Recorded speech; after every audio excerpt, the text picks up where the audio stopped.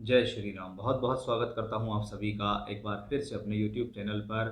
मैं पंडित आशीष शर्मा। मेरा आज का ये वीडियो रहने वाला है मकर राशि के जातकों के लिए। इस वीडियो में हम बात करेंगे कि साल का आखिरी महीना यानी दिसंबर 2022 कैसा रहने वाला है मकर राशि के जातकों के लिए। उस पर हमारी विशेष चर्चा यहाँ रहने वाली है। यह वीडियो चंद्र राशि पर आधारित है। आपकी राशि से गोचरीय सिद्धांत के आधार पर कौन से ग्रह कहाँ किस भाव में चल रहे हैं, किस ग्रह का परिवर्तन आपके जीवन में होने वाला है, कौन सा ग्रह वक्री रहेगा, कौन सा ग्रह मार्गी रहेगा, क्योंकि हर ग्रह को आपकी राशि से कोई ना कोई जिम्मेदारी दी गई है और उसको वो निभाता है। अब उस जिम्मेदारी को किस प्रकार से निभाएगा, शुभ रहेगा अशुभ रहेगा, क्या परेशानी रहेगी, उसके बारे में हम विस्तार से चर्चा करेंगे। जहाँ आपके जीवन के मुख्य पहलू जैसे शिक्षा है, विवाह है, आपका भाग्य, आपका स्वास्थ्य, मान सम्मान, आपका फाइनेंस, आपका नौकरी, आपका व्यापार, सभी चीज़ों को लेकर हमारी यहाँ विस्तृत रूप से चर्चा रहेगी। आइए देखते हैं कि आपकी राशि जो है वो है मकर राशि। मकर राशि से अगर देखें तो राशि के लॉर्ड शनि राशि के अंदर चल रहे हैं, तो वहीं तीसरे भाव के अंदर बृहस्पति स्वराशि के होकर गोचर कर रहे होंगे। चौथे भाव में राहु है तो दशम भाव में केतु का गोचर है। पंचम भाव में मंगल वक्री होकर वृषभ राशि में रहेंगे, तो राशि से एकादश भाव में बनेगा बुध और शुक्र का एक अच्छा राजयोग। अब ये ग्रह कहीं ना कहीं परिवर्तन करेंगे और इन परिवर्तन का आपके जीवन में क्या प्रभाव होगा, क्योंकि इस महीने देखा जाए तो सूर्य, बुध और शुक्र ये तीनों ग्रह परिवर्तनकारी रहेंगे। 16 दिसंबर को सूर्य का परिवर्तन होगा, 2 दिसंबर को बुध का और 5 दिसंबर को होगा शुक्र का राशि परिवर्तन। तो आइए इसका आपके जीवन पर क्या प्रभाव होने वाला है, इसकी हम जानकारी आपको देने की कोशिश करेंगे। देखिए, सबसे अच्छी बात आपके लिए क्या है, पॉजिटिविटी क्या है, कि सकारात्मक स्थिति ये है कि आपकी राशि के जो मालिक हैं शनि, वो राशि के अंदर ही गोचर कर रहे हैं, वक्री नहीं है, मार्गी हैं, मंगल के नक्षत्र से प्रभावित हैं और इनकी जो यात्रा है, इनकी जो स्थितियां हैं वो राशि से दूसरे घर यानी कुंभ राशि अपनी मूल त्रिकोण राशि की तरफ जाती दिखाई दे रही है। यानी प्लेनेट कहीं ना कहीं एक अच्छी स्थिति को प्राप्त करता जा रहा है कि मंगल के नक्षत्र में गोचर करते हैं शनि, स्वराशि के हैं शनि, कुंभ की तरफ जाते हैं शनि, यानी आपकी सभी प्रॉब्लम्स को सॉल्व करने में सक्षम है यहाँ शनिदेव। शनिदेव यहाँ राशि के और राशि से दूसरे दोनों घर के रिजल्ट देंगे और अब इनका रिजल्ट ज़्यादा बढ़ता हुआ दिखाई देगा धन की तरफ, कि धन के लिए ये कैसे रहेंगे, क्योंकि धन की तरफ इनका गोचर है। अब ये मार्गी हैं, अब ये सीधी स्थिति में चल रहे हैं, अब ये वक्री नहीं है, यानी मान सम्मान में बढ़ोतरी, कॉन्फिडेंस लेवल पहले के मुकाबले आपका बेहतर रहेगा, मेहनत करने की क्षमता आपकी बढ़ेगी, क्योंकि शनि तीसरे भाव पर दृष्टि देते हैं, इसलिए मेहनत से आप पीछे भी नहीं हैं। और मकर राशि के जातक तो होते भी ऐसे ही हैं कि ये जीवन में हार नहीं मानते हैं, ये अपने जीवन में अपने बल पर कुछ करने में सक्षम होते हैं। ऐसी स्थिति मकर राशि के जातकों में देखी जाती है। शनि की दशम भाव पर दृष्टि ये बताती है कि लगातार कार्य के लिए मेहनत आप करेंगे, पहले के मुकाबले और ज़्यादा मेहनत करेंगे और उस मेहनत का आपको निश्चित लाभ मिलेगा। अब ये स्थिति नहीं रहेगी कि आपने मेहनत की तो आपको लाभ नहीं मिला। अब तो आप देखिएगा जैसे जैसे समय आपके लिए आगे चलेगा वैसे वैसे मकर राशि वाले अपने जीवन में अच्छी उन्नति को प्राप्त करते दिखाई देंगे।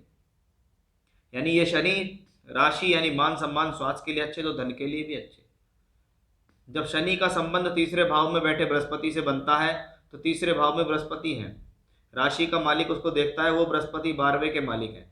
ऐसे वो लोग जो अपने जीवन में तीसरे भाव से संबंधित कार्य करते हैं, जैसे तीसरा भाव है हाथों से संबंधित काम, चाहे मैकेनिकल काम हो या इंजीनियरिंग का काम हो। तीसरा भाव है छोटी छोटी यात्राएं, टूर ट्रैवलिंग्स यात्रा, एक्सपोर्ट इंपोर्ट ट्रांसपोर्ट, आवागमन का काम, कम्युनिकेशंस का काम, मीडिया के थ्रू जुड़कर काम, इंटरनेट, यूट्यूब, इंस्टाग्राम, फेसबुक, इनसे जुड़कर अगर कोई काम करते हो तो उनके लिए अच्छा है। वेबसाइट्स का काम है, ऑनलाइन वर्क है, तो उस लिहाज से ये बृहस्पति बहुत अच्छा है, क्योंकि ये बृहस्पति भी 24 नवंबर को वक्री से मार्गी हुए और ये बृहस्पति इसी राशि में अब आगे होकर चलेंगे, सीधे होकर चलेंगे। यानी राशि के मालिक का संबंध बृहस्पति से बना, शनि का संबंध तीसरे घर से बना, यानी कुछ ना कुछ अपने बल पर खोजबीन करने की प्रवृत्ति। वहीं शनि और बृहस्पति का सप्तम भाव पर प्रभाव ये बता रहा है कि इस दौरान वैवाहिक संबंध बनने की स्थितियां बेहतर रहेंगी। ये कॉम्बिनेशंस वैवाहिक संबंधों के लिए अच्छा है और आने वाले समय में अगर जो लोग जिनका विवाह नहीं हुआ है या जिनको वैवाहिक जीवन में कोई भी प्रॉब्लम चल रही है तो वो इस महीने सॉर्ट आउट होती काफ़ी हद तक दिखाई देगी और आगे भी स्थितियां बेहतर रहेंगी आपके लिए। जब बृहस्पति बैठते हैं तीसरे भाव के अंदर तो सप्तम भाव, नवम भाव और एकादश भाव पर दृष्टि होती है, यानी आपके भाग्य को बनाने वाला भी ग्रह है, आपकी इच्छाओं को कंट्रोल करने वाला भी यही ग्रह है, परिवर्तन से लाभ देने का वाला ग्रह है, यात्रा से लाभ देने वाला ग्रह है। और लाभ स्थान पर गई हुई दृष्टि दर्शाती है कि ये जो कॉम्बिनेशन है ये लाभ के लिए अच्छा है, ये लगातार किसी न किसी प्रकार से सोर्स ऑफ इनकम बनाने में अच्छा है। जब हम महीने की शुरुआत होती है तो आप देखिएगा 5 दिसंबर तक राशि परिवर्तन राजयोग यहाँ दिखता है, यानी शुरुआत एक मजबूती से हुई है। किस चीज का राशि परिवर्तन है? ये पंचम और लाभ का राशि परिवर्तन है, ये मंगल और शुक्र का राशि परिवर्तन है, क्योंकि मंगल यहाँ काफी अच्छी भूमिका में है, चौथे घर के मालिक होकर त्रिकोण भाव में पंचम में, एकादश यानी लाभ भाव के स्वामी होकर पंचम एकादश में है और वक्री होकर इसी अवस्था में रहेंगे। इसका मतलब ये प्लेनेट कहीं से कहीं तक कोई नुकसान देने वाला ग्रह नहीं है। लाभ भाव पर पड़ रही इसकी दृष्टि लगातार सोर्स ऑफ इनकम को दर्शाती है, लगातार लाभ के अवसर दिलाने के लिए दर्शाती है। वहीं बृहस्पति की दृष्टि भी एकादश भाव पर पड़ रही है, यानी कारक का भी प्रभाव पड़ रहा है 11वें घर पर, यानी धन के स्वामी और धन के कारक दोनों का प्रभाव दिसंबर 2022 के महीने में दिखाई देगा, जो आपके लिए फेवरेबल है। यानी मंगल की स्थिति आपके लिए सभी तरीके से बेहतर है। यहाँ मंगल वक्री भले ही होंगे लेकिन इसका आपकी शिक्षा पर कोई प्रभाव नहीं, इसका आपके प्रेम संबंधों पर कोई प्रभाव नहीं। यह स्थिति अपने आप में काफ़ी ठीक ही है, तो ना शिक्षा के लिए प्रॉब्लमेटिक है और उसमें वृद्धि करने वाली और उसमें लाभ दिलाने वाली ही दिखाई दे रही है, क्योंकि लाभ का मालिक पंचम में बैठकर वापस लाभ को देख रहा है। इसका मतलब लाभ ने कहाँ से संबंध बनाया? पंचम से, शिक्षा से, विद्या से, बुद्धि से, उस ज्ञान से आप अपना लाभ प्राप्त करेंगे। अब जब महीने की शुरुआत होती है तो आप देखेंगे बुध शुक्र का एक राजयोग, क्योंकि शुक्र आपके लिए योग कारक है, बुध आपके भाग्येश है, यानी भूमि जमीन ज्यादा सुख साधनों में वृद्धि करने का योग, कार्य क्षेत्र में तरक्की का एक योग, वो बुध शुक्र का योग या राशि से लाभ भाव में बना। अब पहले 2 दिसंबर को बुध का परिवर्तन, फिर 5 दिसंबर को शुक्र का परिवर्तन। कहाँ जाएंगे दोनों ग्रह? 12th हाउस में। 12वें घर में जब प्लैनेट्स जाते हैं तो 12वां घर खर्च का होता है, नुकसान का होता है, व्यय होता है कि इस दौरान हम जो मेहनत करेंगे वो पहले से कुछ ज़्यादा करनी पड़ेगी। बहुत बार ऐसा होगा कि सफलता पूरी तरीके से हाथ नहीं लगेगी क्योंकि प्लैनेट व्यय भाव में है, लेकिन राजयोग तो राजयोग ही है, किसी भी भाव में बने अंततः फल तो उसका मिलता ही है। 6-8 बारे में बने तो प्रॉब्लम से मिलता है, केंद्र त्रिकोण में बने तो आसानी से मिलता है, लेकिन राजयोग तो राजयोग है, उसका फल तो मिलेगा ही। ऐसे ही है आपके बुध और शुक्र के कर पंचम का मालिक 12वें में जाएगा, दशम का मालिक 12वें में जाएगा और भाग्य का मालिक 12वें में जाएगा। इसका मतलब क्या है? भाग्य बनाने के लिए यात्रा, कर्म करने के लिए यात्रा, पढ़ाई करने के लिए यात्रा, दूर स्थान से जुड़ना, ट्रैवलिंग्स करना और उसका लाभ लेना, ये है बुध शुक्र की युति 12th हाउस में कैसे फल देगी आपके लिए, तो इसमें कोई भी संदेह नहीं है। भले ही थोड़े एफर्ट्स बढ़ेंगे, यात्राएं बढ़ेंगी, कुछ खर्च भी हो सकता है, लेकिन उसकी प्राप्ति भी आपको यहाँ अच्छे तौर पर होती दिखाई दे रही है। सूर्य आएंगे विपरीत राजयोग में। देखिए समझिएगा इस बात को कि एकादश भाव में सूर्य, अभी अष्टम का मालिक अगर एकादश में चले तो अचानक से लाभ की स्थिति बढ़ती है, क्योंकि ये वृद्धि का भाव है। अष्टम भाव अचानक होने वाली घटनाएं और लाभ भाव में सूर्य चल रहा हो तो इसको हम अचानक से लाभ की स्थिति को देखते हैं।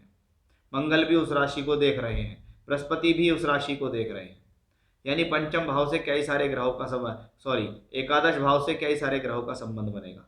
अब सूर्य पहुंचेंगे विपरीत राजयोग में, क्योंकि वो अष्टम के मालिक होकर द्वादश में पहुंचेंगे।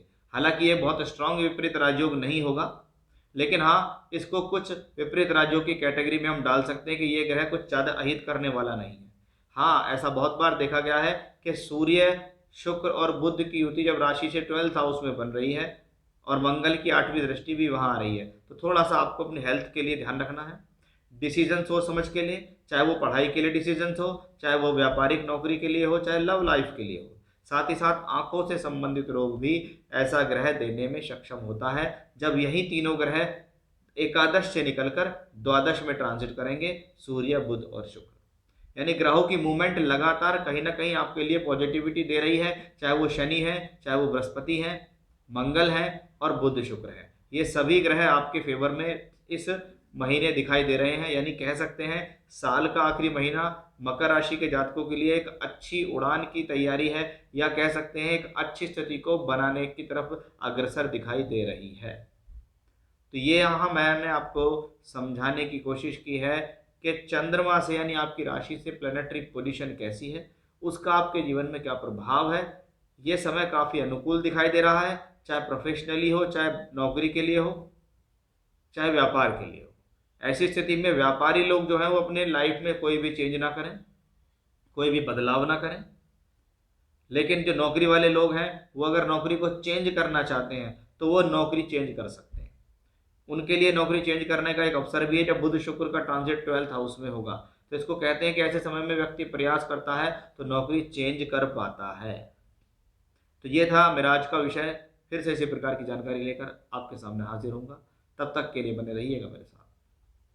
जय श्री राम।